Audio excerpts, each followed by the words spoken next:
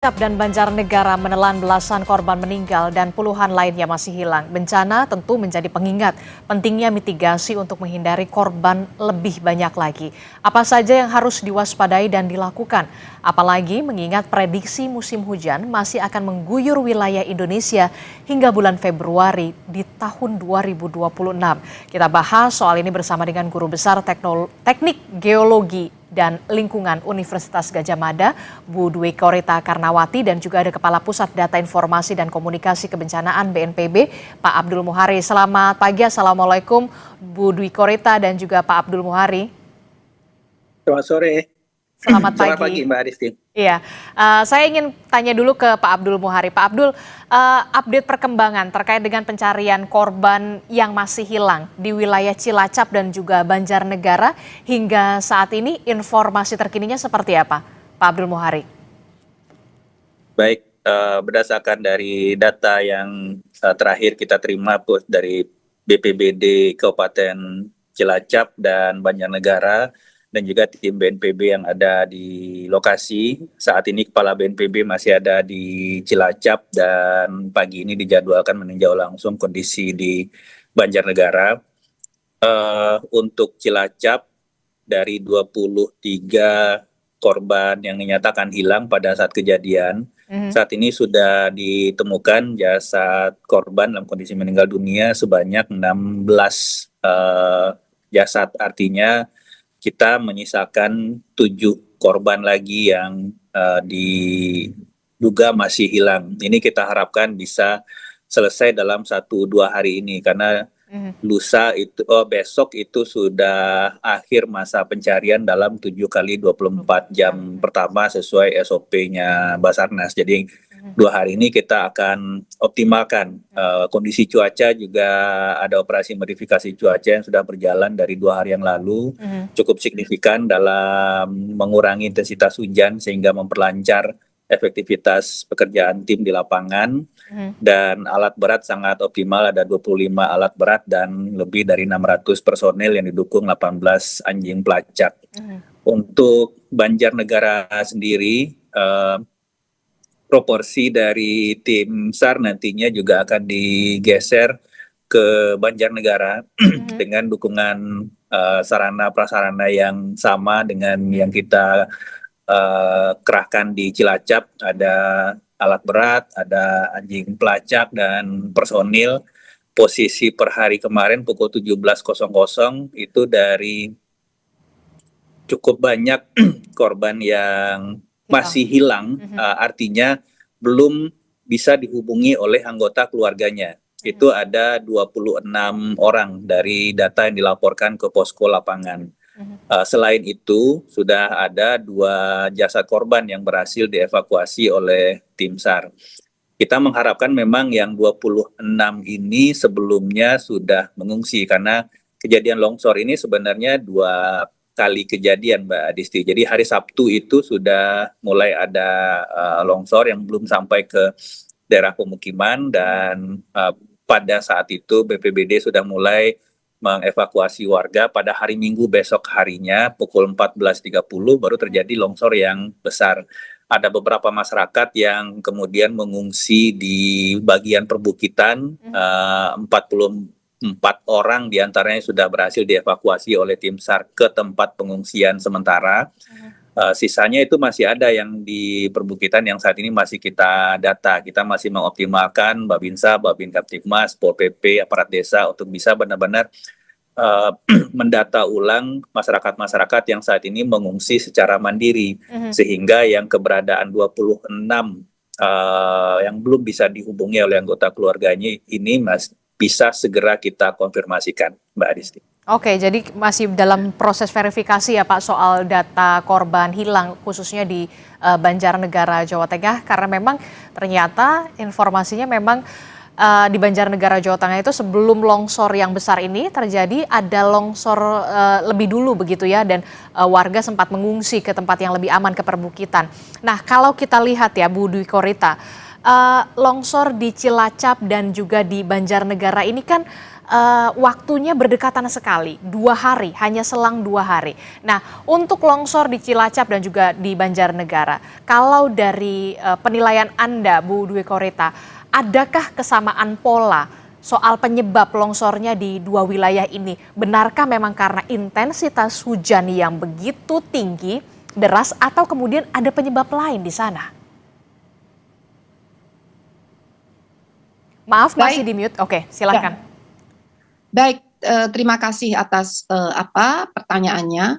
Jadi benar sekali ada kesamaan pola, yaitu pertama, sama-sama berada pada kondisi lereng yang rentan. Rentan artinya secara alamiah lereng tersebut memang sudah berpotensi atau berbakat untuk bergerak longsor. Tidak hanya di Cilacap, tidak hanya di Banjarnegara. Masih banyak di berbagai wilayah di Indonesia, terutama pada lereng-lereng gunung. Kalau di Jawa itu di sepanjang pegunungan selatan atau lereng-lereng gunung di sepanjang melintas Pulau Jawa bagian tengah ya, mulai dari Banten sampai Jawa Timur. Jadi kondisi lerengnya kurang lebih sama. Kemudian yang kedua, kondisi tanahnya. Tanahnya memang berbakat atau rentan untuk longsor, yaitu tanah yang yaitu tanah yang menutup, yang membungkus lereng, dan tanah itu adalah hasil pelapukan batuan penyusun lereng. Sehingga terjadinya pergerakan itu adanya perbedaan kekompakan tanah antara tanah penutup yang sudah sangat rapuh ya karena lapuk dan tebal, gembur artinya pori-porinya lepas, dengan bergeser, bergerak di atas tanah yang relatif lebih kedap air, tanah atau batuan yang lebih segar, yang lebih kedap air. Polanya sama. Namun kapan akan longsor? Ini yang menjadi agak berbeda. Kondisi asli lerengnya kurang lebih sama, tapi kapannya itu berbeda. Menunggu curah hujan yang cukup tinggi untuk menggelincirkan atau untuk meresap masuk ke dalam tanah dan mendorong butir-butir tanah. Bahkan saat memasuki zona berada di zona kedap, itu melicinkan zona gelincir yang merupakan kontak antara tanah gembur dengan tanah yang masih kompak keras atau batuan yang masih kompak keras. Jadi yang agak membedakan itu adalah pemicunya adalah kapan. Saat di situ terjadi hujan yang cukup lebat. Atau menunggu pemicu yang lain adalah getaran-getaran. Tidak harus berupa hujan. Getaran-getaran kendaraan alat berat, getaran kendaraan kencang ya, atau getaran gempa bumi, atau usikan-usikan. Apa itu usikan?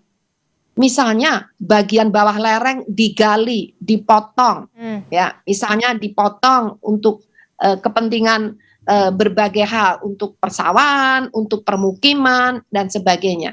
Sehingga memang kompleks, tidak ada satu penyebab.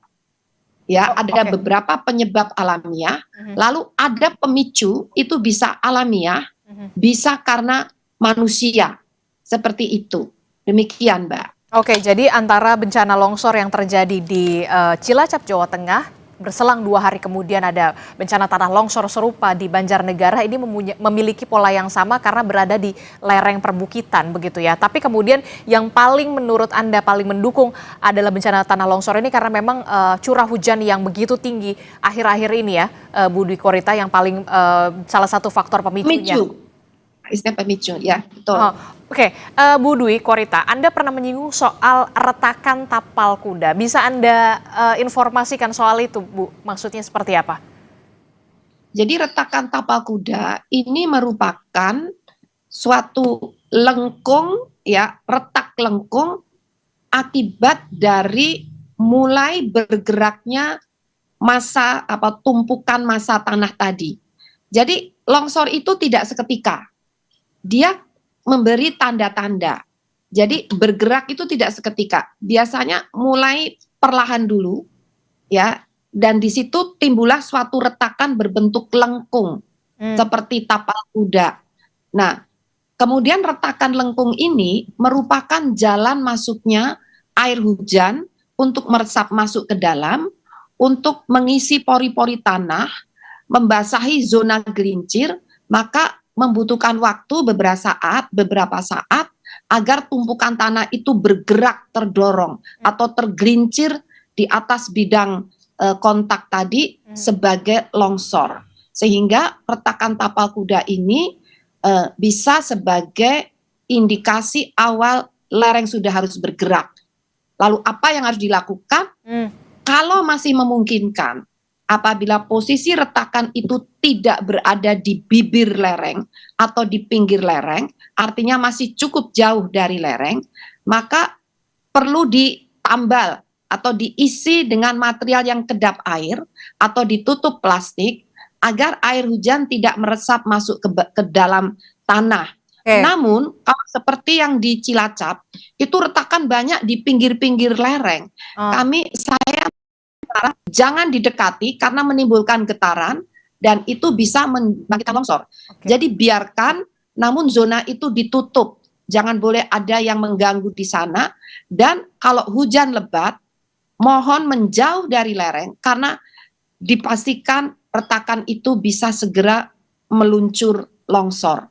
Demikian. Oke, jadi memang retakan tapal kuda itu memang sudah ada, sudah terlihat itu di wilayah Cilacap ya, Bu Dwi Korita ya? Sebelum longsor. Sebelum longsor itu terjadi.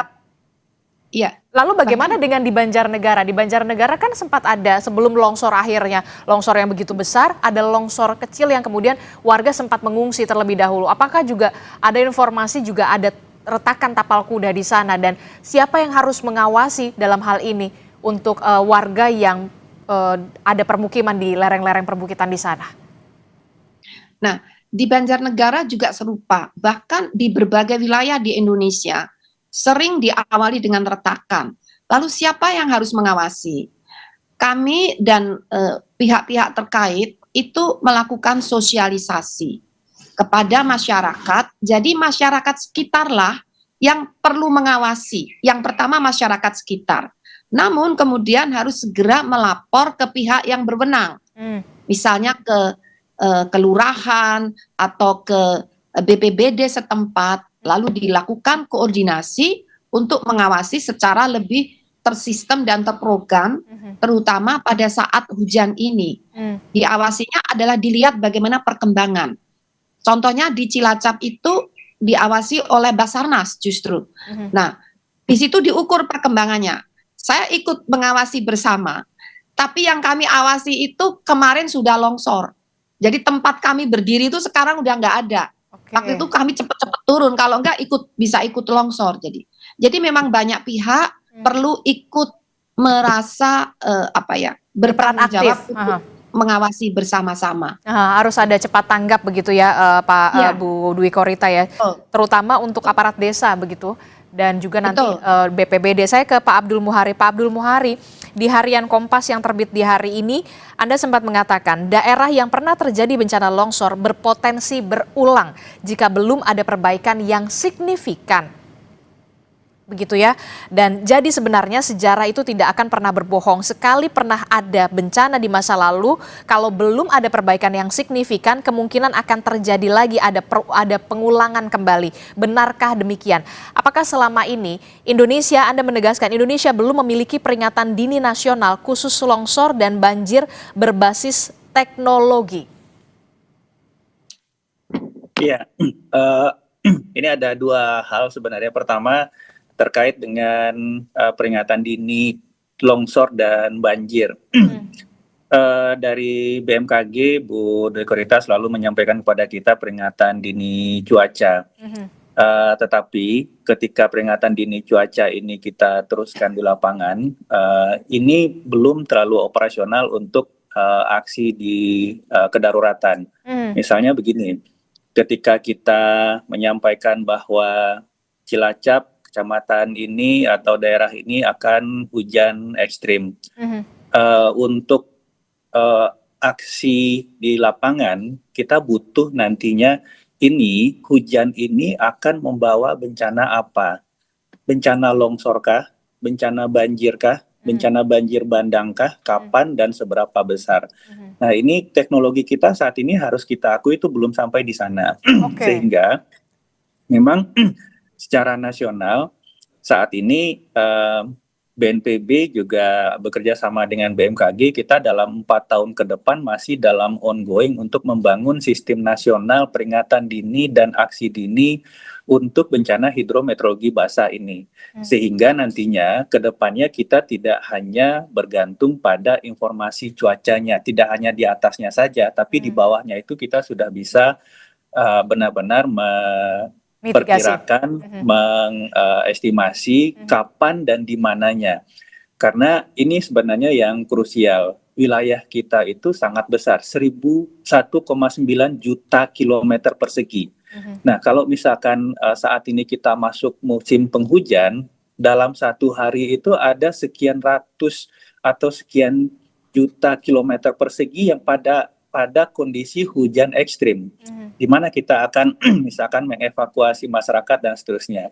Sehingga memang tadi yang disampaikan Ibu Profesor sangat penting bahwa saat ini kondisi kita memang kesiapsiagaan itu harus dimulai dari level individu dan keluarga hingga komunitas. Misalkan kalau saudara-saudara kita yang tinggal di kawasan perbukitan, topografi kelerengan. Kalau misalkan pada musim penghujan, mau tidak mau memang kita harus sering-sering melihat ke arah perbukitan ini. Kalau misalkan melihat loh kok itu pohonnya di atas jadi miring ya, kok ada 3-4 pohon yang miring. Itu sudah merupakan representasi dari tadi yang disampaikan Ibu Profesor bahwa kemungkinan ada rekahan di situ sehingga posisi dudukan pohon sudah tidak benar. Nah, ini yang menjadi heads up informasi awal sebenarnya bahwa bisa saja kalau rekaan itu sudah terbuka, kondisi hujan, longsor bisa terjadi pada jam itu, bisa terjadi pada hari itu, bisa terjadi pada minggu itu. Nah, ini kemudian yang menjadi concern kami, Mbak Adisti, bahwa untuk misalkan kondisi-kondisi seperti di atas, tidak hanya longsor yang sifatnya rapid onset yang seketika terjadi, tetapi juga kawasan Pulau Jawa bagian tengah ke selatan, mulai dari Banten, Jawa Barat, Jawa Tengah, Jawa Timur, itu tidak hanya rawan oleh longsoran yang berlangsung sangat cepat, tapi juga rawan dengan pergerakan tanah. Nah, satu-satunya memang upaya mitigasinya kalau sudah ada potensi demikian, mau tidak mau masyarakat itu dalam jangka pendek dievakuasi, dalam jangka panjang direlokasi. Itu sudah satu keharusan. Tidak mungkin masyarakat akan tetap tinggal di situ. Kalau misalkan mahkota longsornya itu sudah bergerak, itu sudah tidak mungkin, pasti akan kejadian. Dan kalau kita lihat panjang luncuran longsor Cilacap saja itu 77 meter, hampir 1 kilo. Sehingga kalau kita bicara mengevakuasi masyarakat, merelokasi masyarakat yang saat ini sedang kita kerjakan di Cilacap, kita tidak hanya akan merelokasi secara permanen masyarakat yang kehilangan tempat tinggal saat ini, tetapi juga berpotensi terancam oleh daerah longsoran yang saat ini terjadi. Karena data kita dalam 20 tahun terakhir, itu untuk Jawa Tengah, Cilacap, dan Banjarnegara, itu peringkat 1, peringkat 2 kejadian longsor yang memakan korban jiwa paling banyak di Jawa Tengah. Itu tadi yang kemudian saya sampaikan, kalau historis kabupaten wilayahnya udah seperti itu, maka kalau misalkan kita tidak benar-benar melakukan restorasi lingkungan di bagian atas, penanaman pohon keras yang bisa mengikat air dan mengikat tanah dan seterusnya, pasti ini akan terus berulang. Nah, kami tentu saja di sisi hilirnya ini pemetaan kawasan rawan longsor ini perlu kita ekstensifikasi. Artinya begini, perlu saya sampaikan bahwa saat ini kejadian longsor itu tidak mesti terjadi di daerah yang high susceptibility, kerentanan tinggi dan curah hujan tinggi. Daerah Cilacap sebenarnya yang Majenang ini, itu data Badan Geologi itu bukan daerah yang termasuk kawasan risiko tinggi longsor. Dan estimasi curah hujannya pun pada saat kejadian itu belum masuk estimasi ekstrim. Yang ketiga, kondisi biasanya kita melihat kawasan longsor itu terjadi pada kawasan yang minim vegetasi. Kawasan Majenang yang longsor ini itu bukan minim vegetasi, itu cukup rapat vegetasinya. Oke. Jadi memang ada kawasan-kawasan yang memang tadi disampaikan oleh Ibu Profesor, tanahnya porositasnya tinggi, gembur, dan kalau misalkan heads up ini indikasi rekahan yang kemudian ketika kami tim BNPB melakukan drone di atas, itu 200 meter dari awal pangkal longsoran yang sekarang itu sudah muncul lagi retakan dengan panjang 50 meter. Ini harus kita waspadai. Oke, ini kan kalau kita lihat ya, bencana memang tidak bisa dihindari, begitu ya. Tapi setidaknya kita bisa meminimalisir korban jiwa dan juga korban luka, korban yang terdampak dari bencana itu, begitu ya. Ini artinya apa yang harus dilakukan oleh pemerintah? Salah satunya itu tadi cepat tanggap dari warga dan segala macam, begitu ya, pengetahuan dari yang diberikan oleh pemerintah kepada warganya, tapi itu juga tidak cukup. Harus Anda katakan harus ada peringatan dini nasional khusus longsor dan juga banjir yang berbasis teknologi, karena selama ini BMKG hanya memberikan peringatan hujan ekstrim dan rekomendasi terhadap bencana-bencana yang akan terjadi ke depannya. Itu artinya sampai saat ini Indonesia belum ada alat pendeteksi bencana tanah longsor ataupun banjir. Tidak seperti peringatan dini tsunami atau kemudian kalau kita lihat alat untuk mengetahui bagaimana aktivitas kegempaan dan juga gunung meletus, begitu ya. Sampai saat ini memang Indonesia Anda mengatakan harus punya alat yang mendeteksi bencana tanah longsor, Pak Abdul Muhari. Ya, secara titik per titik ada beberapa alat pendeteksi longsor yang BNPB sudah kerjasama dengan UGM, dengan timnya Bu Profesor juga, kita memasang di beberapa titik, tetapi ini belum terintegrasi secara nasional. Dan sekali lagi saya sampaikan, wilayah Indonesia itu sangat luas. 1,9 juta kilometer persegi. Kalau kita cuma punya terbatas jumlah alatnya, terkadang itu we install at the wrong place at the wrong time.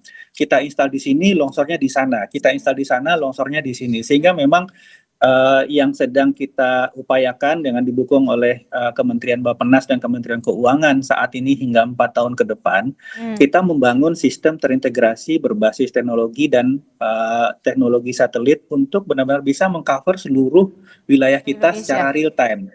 Nah, ini yang nantinya kita harapkan dalam 4 tahun ke depan benar-benar kita bisa melihat bagaimana di mana ada pergerakan dalam hitungan sentimeter di daerah mana dan kemudian trennya akan seperti apa. Ini akan memberikan kita sense atau indikatif awal supaya tadi yang saya sampaikan mana masyarakat yang harus dievakuasi, kapan harus dievakuasi, berapa banyak potensi ekstensifikasi atau eskalasi luasan yang mungkin terdampak, itu bisa kita kosongkan sebelum bencananya terjadi, Mbak Adisti. Oke, jadi perlu ada mitigasi secara nasional yang memang harus segera dilakukan walaupun ongoing ini 4 tahun ke depan, begitu ya. Kita berusaha untuk bisa memperoleh itu semua dalam waktu yang tidak lama, begitu ya. Kalau dari Bu Dwi Korita sendiri, apa yang perlu dimiliki atau dilakukan oleh pemerintah pusat dalam hal ini? Jangan sampai kemudian ketika ada bencana ya sudah pencarian dan segala macam, tapi setelah itu seakan lupa, begitu ya. Proses mitigasi secara nasional yang harus dilakukan oleh pemerintah pusat seperti apa, Bu Dwi Korita? Khususnya untuk bencana tanah longsor dan juga banjir yang kalau memang musim hujan, cuaca ekstrim ini akan terjadi, 2 bencana itu.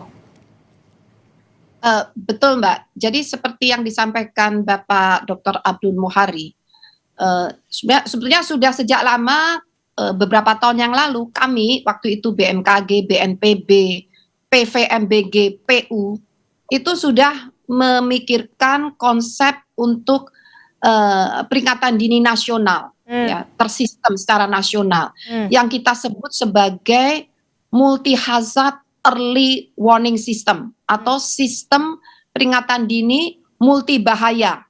Jadi tidak hanya longsor tapi juga banjir, banjir bandang, gempa, tsunami, dan bahaya-bahaya lainnya. Mhm. Dan itu dikoordinasikan oleh Badan Nasional Penanggulangan Bencana. Kenapa perlu koordinasi? Karena aktor atau yang bertanggung jawab untuk memberikan peringatan dini itu tidak hanya satu lembaga.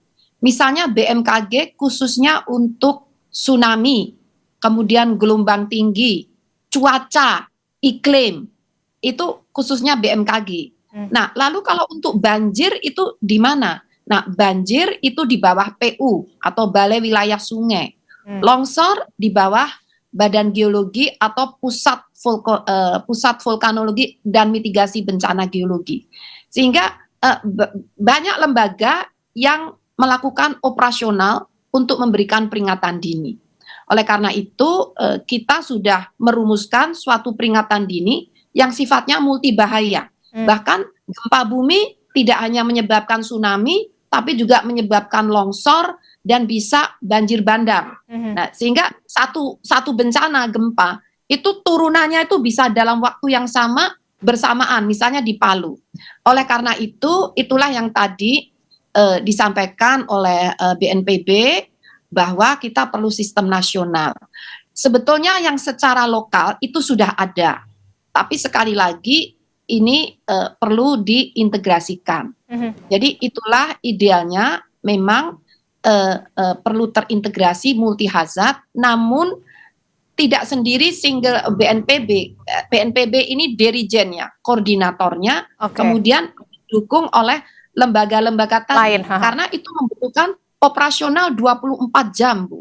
Seperti di BMKG 24 jam, dan orang-orang yang duduk di depan komputer mengawasi Indonesia itu sudah dilatih 4 tahun, harus melalui sekolah khusus 4 tahun hanya untuk melakukan hal tersebut. Sehingga perlu ada pengembangan kapasitas, tidak hanya teknologi, tapi SDM-nya juga harus ada. Nah, itu didukung oleh SDM beberapa kementerian lembaga yang sudah ada tadi.